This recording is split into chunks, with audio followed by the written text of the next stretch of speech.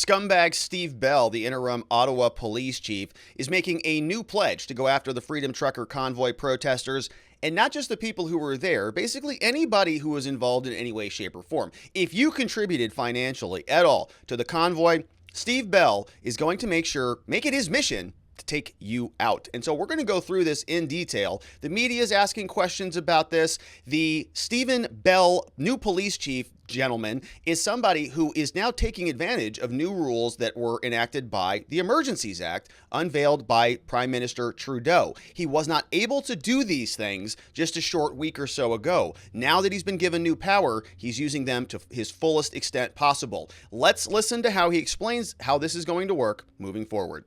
I'm from independent media. So I was in the crowd yesterday. I was unfortunately hit with some pepper spray. I just have a question.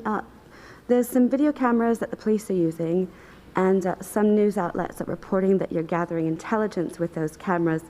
Can you elaborate, like, if the protesters at this point, retreat and go They're home, gone. Are they going to be getting sort of repercussions down the road?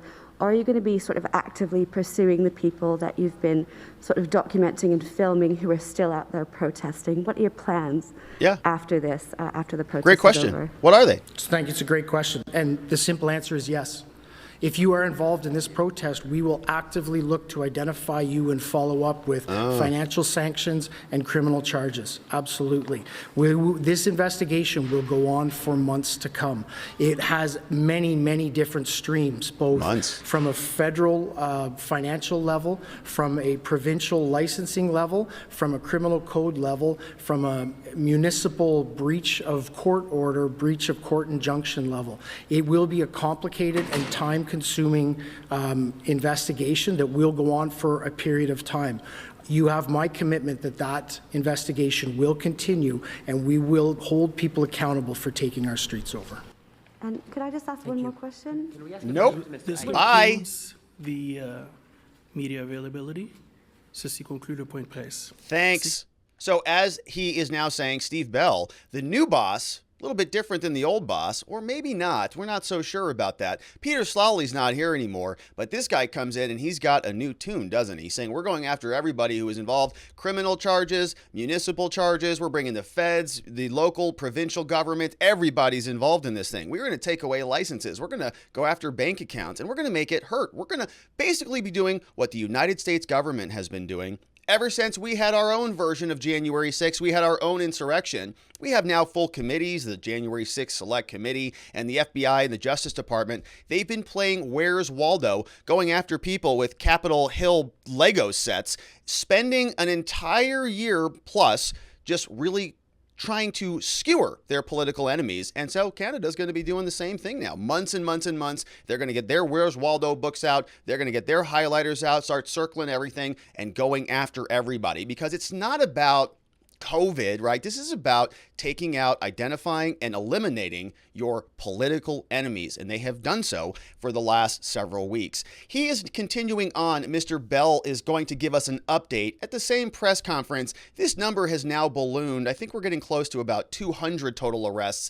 At the time that he was providing these numbers, we were on the major upswing, right? This was when the Ottawa police were suiting up in riot gear, getting on horseback and trampling over their own citizens in the name of safety and security. He's very proud of it, saying that we brought in all of our literal brown shirts, some of them green shirts, coming in to take over the city now that they've given themselves new dictatorial powers. Remember, they couldn't do this before Justin Trudeau issued this Emergencies Act.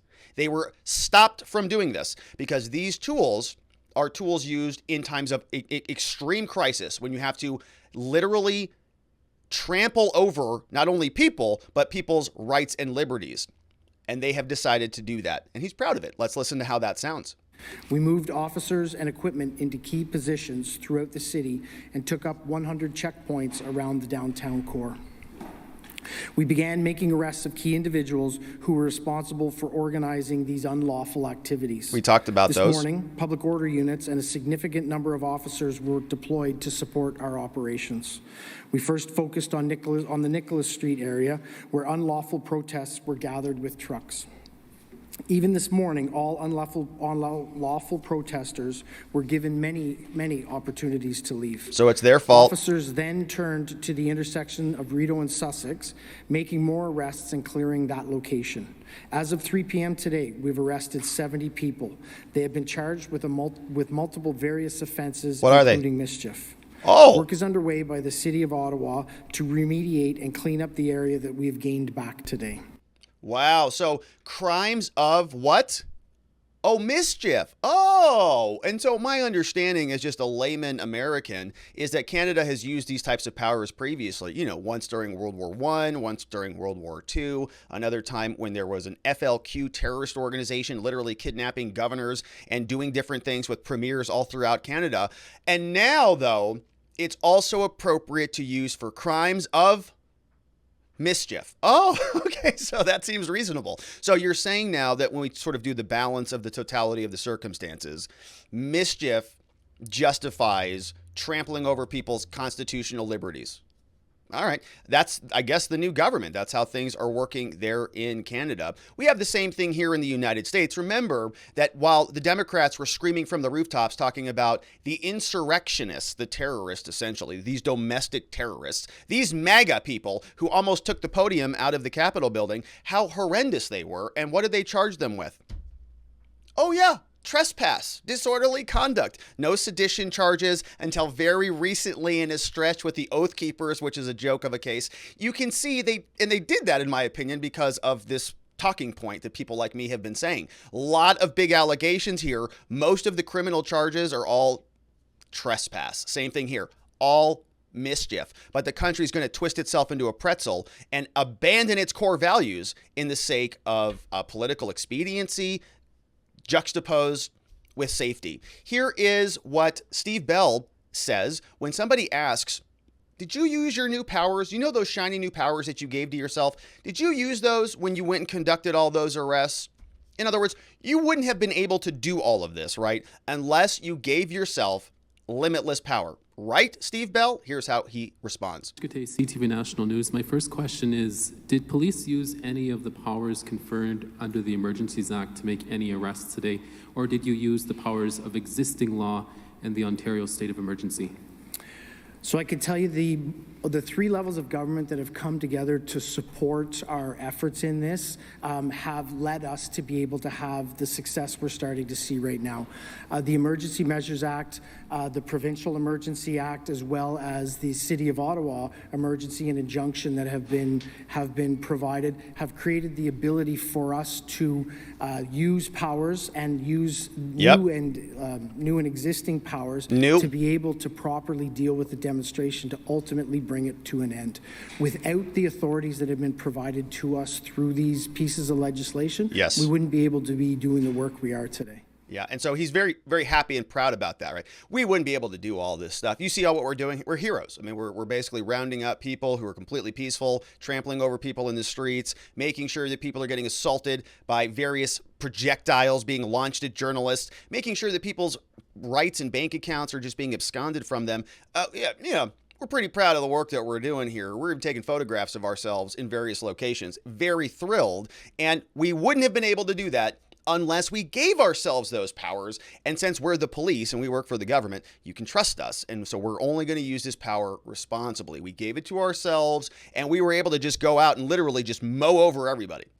Because as we talked about here, the more tools that the government have, the less tools the people have. It's kind of a zero-sum game. If they don't have to follow due process, they have power. You don't. The due process, the presumption of innocence, the ability to make the government go through the proper procedures before they violate your liberties is paramount until they say it isn't. They take it away. Here is Bell promising, though, we do respect your rights, your human rights. Here's how he says that. We, from the beginning, have indicated that we would need to move slowly, safely, respecting charter rights as we look to demobilize this demonstration. We will continue to do that, and we will work day and night until this is completed. And we all know that that has been total nonsense. Many stories that have been coming out from the people who are still reporting from the ground saying that the police are escalating things. They are pinning people down. They're even stopping people from leaving who want to leave, intentionally trying to escalate things. I've seen many pictures on Twitter, videos, police smashing windows and just causing an actual escalation, right? Things weren't violent until the police showed up. Now things are getting heated. Why? Because they're there. They are taking over their entire country using their new dictatorial powers to do it. And they're saying things like this on Twitter.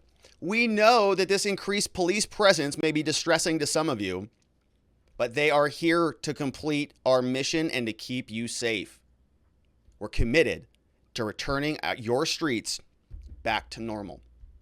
But is Canada going to ever return to normal? Is this the type of country that Canadians want to live in? I've seen many public polls saying that Canadians are in support of this, but every little sliver, every little slice that cuts the tree of liberty adds up. And this is just the beginning of it. I think as Stephen Bell has articulated, this will go on for months.